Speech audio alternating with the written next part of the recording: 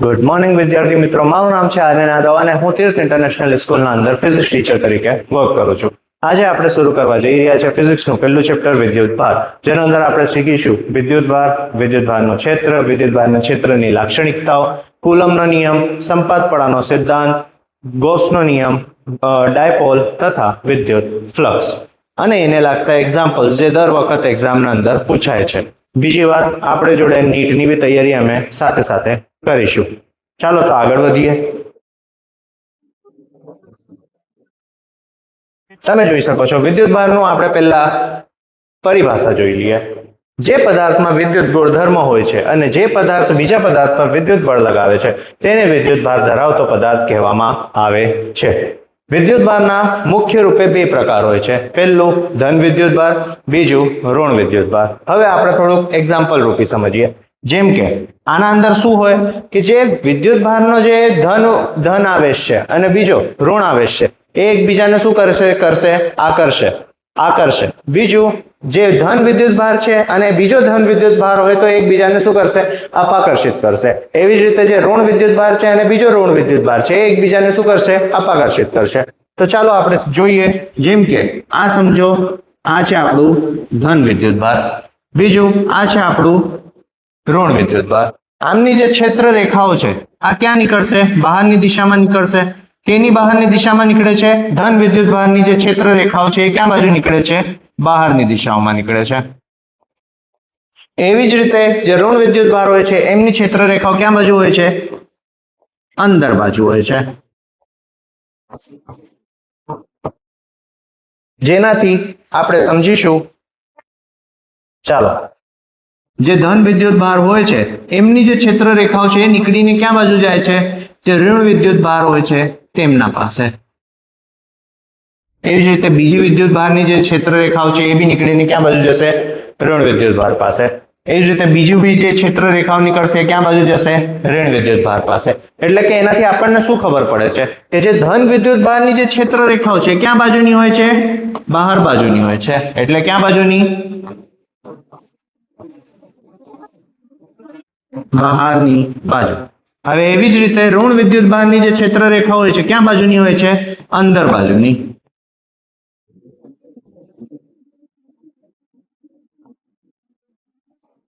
તો એનાથી આપણને ખબર પડે છે કે આપણે જોઈ શકીએ છીએ કે જે વિદ્યુતભાર છે એ ધન વિદ્યુતભાર અને ઋણ વિદ્યુતભાર એકબીજાને શું કરે છે? આકર્ષિત કરે છે. એટલે કે જે ધન વિદ્યુતભાર છે એવી જ રીતે એની સામે એમ સમજો કે એક બીજો ધન વિદ્યુતભાર આવી ગયો તો શું થશે?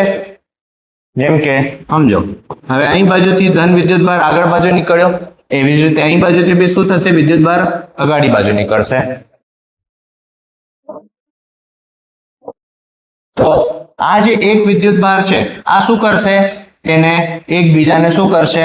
અપાકર્ષિત કરશે. એટલે કે આપણે ચુંબક જોયું હશે, જે એન અને એન ધ્રુવ છે, જ્યારે આપણે એન અને એન ધ્રુવને સાથે લાવીએ ત્યારે શું થાય છે? એન ધ્રુવ બીજા એન ધ્રુવને શું કરે છે? દૂર ધકેલે છે. પરંતુ જેમ કે આપણે જ્યારે એક એન ચુંબકની વાત કરતા હોઈએ અને અહીં બાજુ એક બીજો એસ ચુંબક હોય તો એકબીજાને શું કરે? આ આકર્ષિત કરે. આકર્ષિત કરશે. શું કરશે? આકર્ષિત કરશે. પરંતુ જેમ કે એક એન ચુંબક છે, એક બીજો એન ચુંબક છે, તો એકબીજાને શું કરશે? આ અપાકર્ષિત કરશે. એટલે કે રિપેલ કરશે. એકબીજાથી શું કરશે? દૂર કરશે. તો આઈ હોપ બધાને ખબર પડી હશે કે વિદ્યુતભાર કેવી રીતનો રચાય છે અને વિદ્યુતભાર કેવી રીતનું વર્તન કરે છે. ચાલો, હવે વિદ્યુતભારનું એસઆઈ એકમ. વિદ્યુતભારનો એસઆઈ એકમ શું હોય છે? કુલમ. યાદ રાખવા જેવી વાત છે. કુલમ જે છે એ વિદ્યુતભારનો એસઆઈ એકમ છે. અને એ કુલમ એ એવો વિદ્યુતભાર છે કે જે 1 સેકન્ડમાં 1 એમ્પિયર વિદ્યુત પ્રવાહનો ઉત્પન્ન કરી શકે છે. જેમ કે આપણે જોઈ શકીએ છીએ 1 coulomb is equals to 1 ampere ગુણ્યા 1 સેકન્ડ. અને કુલંબનો એકમ શું હોય છે? સી. સી વડે આપણે શું કરીએ છીએ? કુલંબને દર્શાવીએ છીએ. તમે જોઈ શકો છો આ છે આપણું ધન વિદ્યુતભાર, જે ગ્લાસના રેશમથી ઘસવાથી ગ્લાસને ધન વિદ્યુતભાર પ્રેરિત કરે છે. અને એવી જ રીતે આપણી જોડે છે આ ઋણ વિદ્યુતભાર. ઋણ વિદ્યુતભાર ઇબોનાઇટ ઊનથી ઘસવાથી ઇબોનાઇટના ઋણ વિદ્યુતભારિત પામે છે. હવે તમે અહીં બાજુ જોઈ શકો છો, ઉદાહરણ તમને દેખાય છે. પોઝિટિવ પોઝિટિવ શું કરે છે? એકબીજાને અપાકર્ષિત કરે છે. સમાન ધન ધન શું કરશે?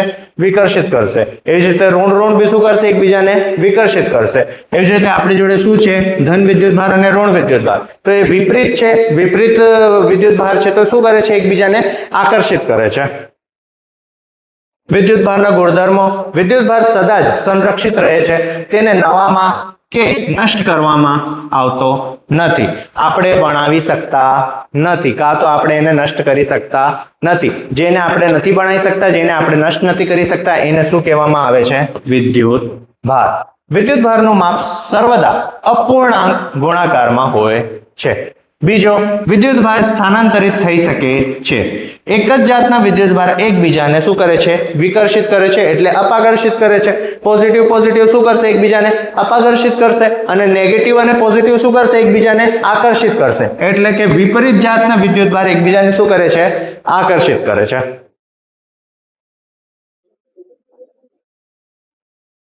હવે વાત કરીએ આપણે કુલમ્બના નિયમની. કુલમ્બનો નિયમ શું કહેવા માંગે છે? જેમ કે થોડુંક આપણે જાણીએ. જેમ કે સમજો, એક આપણી જોડે શું છે? વિદ્યુતભાર. એને આપણે નામ આપી દઈએ Q1. સારું. એક બીજો વિદ્યુતભાર છે આપણી જોડે Q2. આ બંનેની દૂરી કેટલી? R જેટલી. હવે આ શું કરશે? આ જેમ કે સમજો કે એક આપણી જોડે વિદ્યુતભાર છે, એક બીજો વિદ્યુતભાર છે. આને કાં તો આકર્ષિત કરશે, કાં તો અપાકર્ષિત કરશે. હવે આપણને ખબર નથી, પણ એના વચ્ચે બળ લાગે છે. એને શું કહેવામાં આવે? કુલમ્બનો બળ. હવે એક આ વિદ્યુતભાર છે, આ પોઝિટિવ હોઈ શકે અને બીજો બી પોઝિટિવ હોઈ શકે. તો આ શું કરશે? એકબીજાને અપાકર્ષિત કરશે. આવ્યો સમજમાં વાત? એવી જ રીતે આપણી જોડે એક બીજો વિદ્યુતભાર છે જે પોઝિટિવ છે, અને એક બીજો વિદ્યુતભાર છે આપણી જોડે. એ કયો વિદ્યુતભાર ધરાવે છે? ઋણ વિદ્યુતભાર ધરાવે છે. તો આ એકબીજા ઉપર બી શું કરશે? બળ લગાડશે. એટલે કયો બળ લગાડશે? આકર્ષિત. શું કરશે? એકબીજાને આકર્ષિત કરશે. એટલે કે જેમ કે તમે સમજી શકો છો, જે એકબીજા ઉપર બળ લગાડે છે, એટલે કે જે વિદ્યુતભારો એકબીજા પાસે આકર્ષિત થાય છે, એને આપણે શું કહીશું?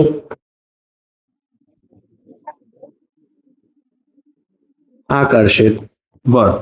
અને જે એકબીજાને શું કરે છે? ધક્કો મારીને દૂર કરે છે, એને આપણે શું કહીશું? અપાકર્ષિત બળ. ધ્યાન રાખવા જેવી વાત છે. બીજું, હવે આપણે વાત કરીએ છીએ કુલમ્બના નિયમની. કુલમ્બનો નિયમ કહે છે કે જે બે વિદ્યુતભાર છે એ કાં તો એકબીજાને આકર્ષિત કરશે, કાં તો અપાકર્ષિત કરશે. એટલે એમના વચ્ચે કંઈક ને કંઈક તો બળ લાગવાનો. પરંતુ બે વિદ્યુતભાર ના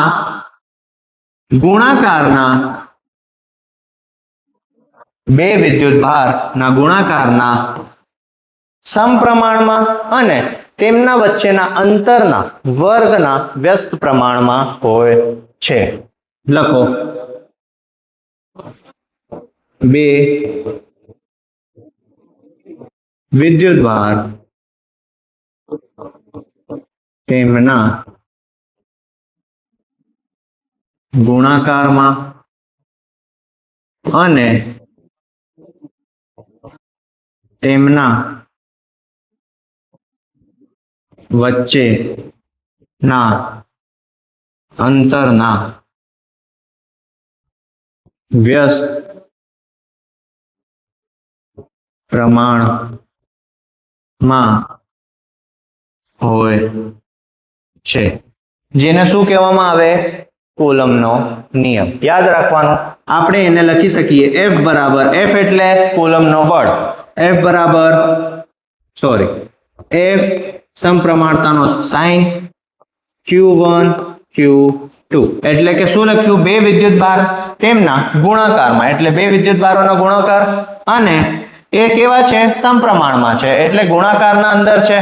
અને બીજું, તેમના વચ્ચેના અંતરના વર્ગના વ્યસ્ત પ્રમાણમાં હોય છે. એટલે કે F શું મળે છે? F સમપ્રમાણતા Q1 Q2 ના છેદમાં R સ્ક્વેર. આપણે એને આવી રીતે પણ લખી શકીએ.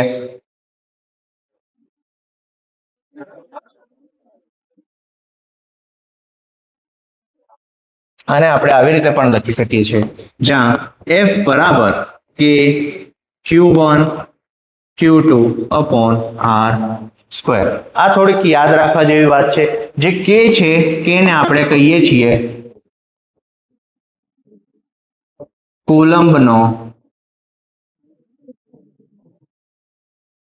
અચળાંક. સારું, યાદ રાખજો, જે K છે, K નો આપણે શું કહીશું? કુલંબનો અચળાંક. બીજી વાત, F is equals to K Q1 Q2 upon R square મળ્યું, જ્યાં K ની આપણે કિંમત શું મળશે? 9 ગુણ્યા 10 ની ઘાત 9. આ બી યાદ રાખવા વાળી વાત છે. આ કેવી રીતે આવે છે હવે આપણે એને જોઈશું. હવે આપણે યાદ રાખીશું K ની કિંમત 9 ગુણ્યા 10 ની ઘાત 9, જેના અંદર તેનું SI એકમ હોય છે newton metre square upon coulomb square. હવે આ K ની કિંમત કેવી રીતે આવી એ આપણને શોધવાનું રહેશે. જ્યાં બાજુ આપણને દેખાશે K ઇઝ ઇક્વલ્સ ટુ આપણે શું લખીએ છીએ? 1/4 પાઈ એપ્સિલન નોટ. સારું, યાદ રાખજો, એપ્સિલન નોટ એટલે શું? શૂન્ય અવકાશની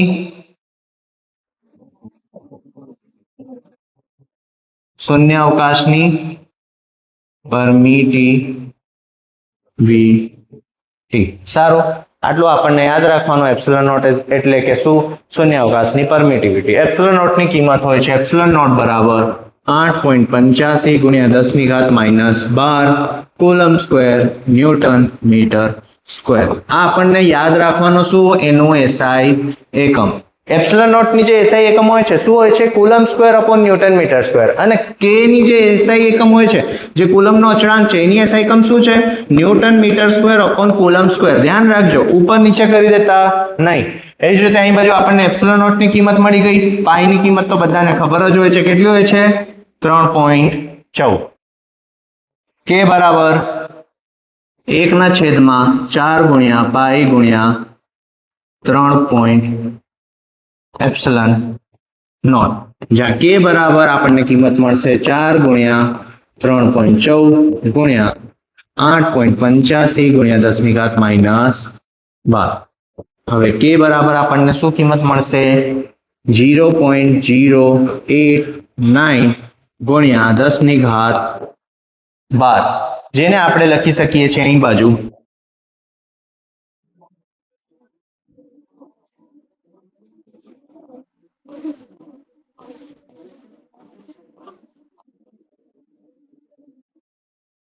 પોઝિટિવ 12. આ જે 10 ની ઘાત 12 છે ક્યાં બાજુ જતી રહેશે? ઉપર બાજુ. એટલે કે આ શું થઈ જશે? ધનાવેશ થઈ જશે. અને અહીં બાજુ આપણને શું મળ્યું? 0.0089. આને આપણે રાઉન્ડ ઓફ કરીએ તો શું મળશે આપણને કિંમત? 0.009 ગુણ્યા 10 ની ઘાત 12. હવે આપણે શું કરીએ? દશાંશ આપણે ખસકાઈ દઈએ તો શું મળશે આપણને? K બરાબર આપણે અહીં સુધી ખસકાવ્યું 1 2 ને 3, એટલે કે ગુણાકારમાં શું આવશે? 9 ગુણ્યા 10 ની ઘાત 12 ગુણ્યા 10 ની ઘાત -3.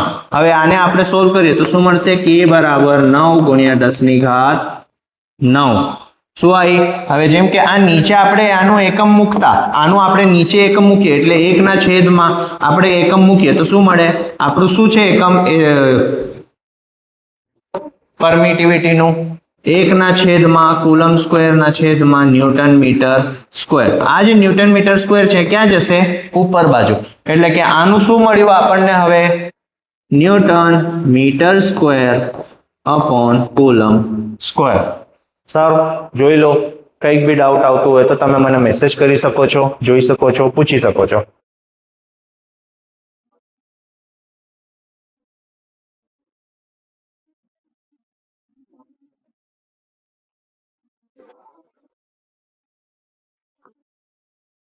ચાલો, હવે અહીં બાજુ આપણને દેખાય છે શું છે? શૂન્ય સ્થિતિમાં મૂકેલા બે બિંદુ આકારના વિદ્યુતભાર Q1 અને Q2 એકબીજા પર જે બળ લગાવે છે તે બળ તેમના વિદ્યુતભારના ગોળાકારનો અનુલક્ષી અને તેમના મધ્યના અંતરના વર્ગના વ્યસ્ત પ્રમાણમાં હોય છે. ગાણિતિક રીતે આપણે જોયું હમણાં F is equals to K ગુણ્યા Q1 Q2 upon R square. આ લખેલું, જેને k ની જગ્યા પર આપણે શું લખી શકીએ 1/4πε0. યાદ રાખવાનું. હવે આ જે છે આ એકબીજાને શું કરે છે દેખાય છે, આ અપાકર્ષિત કરે છે. અપાકર્ષિત કરે છે એટલે કે આ જે વિદ્યુતભાર હશે, કયો વિદ્યુતભાર હશે? ધન વિદ્યુતભાર. આ એક બીજો વિદ્યુતભાર હશે, આ કેવો વિદ્યુતભાર હશે? ધન વિદ્યુતભાર. બંનેની દૂરી કેટલી? r. દેખાય? અને અહીં બાજુ F12 બરાબર F21. બળની દિશા વચ્ચે હોય છે અને માપ સમાન હોય છે. જ્યારે વિદ્યુતભારનો એક વસ્તુ યાદ રાખજો, કુલમનો નિયમ ત્યારે જ શક્ય આપણને વધારે દેખાવા મળશે જ્યારે તેમનો જે વિદ્યુતભાર છે એ કેવો હોય? સરખો હોય. તેમનો જે મેગ્નિટ્યુડ હોય એ કેવો હોય? સરખો હોય. તો આપણને એકદમ કમ્પ્લીટ આપણને વિદ્યુતભાર રચાય છે આપણને દેખાશે. કુલમનો નિયમ પાલન કરે છે એ આપણને દેખાશે. સારું. F એટલે શું છે? બળ. કયો બળ? ન્યૂટનનો બળ. Q1 Q2 બરાબર વિદ્યુત ભાર. R એટલે શું? બે વિદ્યુત ભારના વચ્ચેનું અંતર. શૂન્ય અવકાશની પરમિટિવિટી આપણને કિંમત જોઈ હમણાં 8.85 × 10⁻12 કુલમ સ્ક્વેર છેદમાં ન્યૂટન મીટર સ્ક્વેર. k ની કિંમત k બરાબર 1/4πε0 9 × 10⁹ newton metre square upon coulomb square. આને શું કહેવાય? કુલમનો સ્થારાંક એટલે કુલમનો અચળાંક. યાદ રાખજો, કુલમનો જે SI એકમ છે શું છે? વિદ્યુતભારનો SI એકમ શું છે આપણો? કુલમ. જ્યાં બાજુ 1 કુલમ = 1 એમ્પિયર × 1 સેકન્ડ. જ્યાં બાજુ વિદ્યુતભાર અતિ સૂક્ષ્મ માત્રામાં હોય તો 1 μc જેટલી જે વેલ્યુ હોય કેટલી હોય? 10⁻⁻6 કુલમ. અને 1 નેનો કુલમ હોય તો એની કિંમત કેટલી હોય? 10⁻⁹ કુલમ જેટલી. કુલમના નિયમની વિશેષતા: બળ વિદ્યુતભારના ગુણાકાર Q1 અને Q2 ને અનુલક્ષી હોય છે, જ્યાં બળ વિદ્યુતભારના વર્ગ r² ને વ્યસ્ત પ્રમાણમાં હોય છે. ત્રીજું, બળ બંને વિદ્યુતભારને જોડતી રેખા પર કાર્ય કરે છે. એટલે કે એક જ રેખા પર જે વિદ્યુતભાર હશે તેમને જોડવાનું કાર્ય કરે છે. કોણ? કુલમનો નિયમ. સમાન ચિહ્નના વિદ્યુતભાર વચ્ચે વિકર્ષણ બળ લાગશે. એટલે કે આપણને દેખાયું ને, બંને શું છે? એકબીજાને શું કરે છે? વિકર્ષિત કરે છે એટલે અપાકર્ષિત કરે છે. તો એટલે બંનેનું વિદ્યુતભાર કયો હશે? ધન વિદ્યુતભાર હશે. વિપરીત ચિહ્નના વિદ્યુતભાર વચ્ચે આકર્ષણ બળ લાગશે. એટલે કે પોઝિટિવ વિદ્યુતભાર હશે અને બીજો નેગેટિવ વિદ્યુતભાર હશે તો શું કરશે? એકબીજાને આકર્ષિત કરશે. ધ્યાન રાખજો. બીજું, બળની દિશા પોઝિટિવ છે, અહીં બાજુ પોઝિટિવ દેખાય, અહીં બાજુ બી શું હશે? પોઝિટિવ. સમાન. પોઝિટિવ પોઝિટિવ શું કરે છે? એકબીજાને વિકર્ષિત કરે છે. એકબીજાને શું કરે છે? દૂર કરે છે. નેગેટિવ અને નેગેટિવ સમાન. નેગેટિવ નેગેટિવ શું કરે છે? એકબીજાને વિકર્ષિત કરે એટલે અપાકર્ષિત કરે છે. દેખાય? એવી જ રીતે પોઝિટિવ અને નેગેટિવ શું કરશે? વિપરીત. વિપરીત વિદ્યુતભાર છે. ધ્યાન રાખજો, વિપરીત વિદ્યુતભારો એકબીજાને શું કરે છે? આકર્ષિત કરે છે.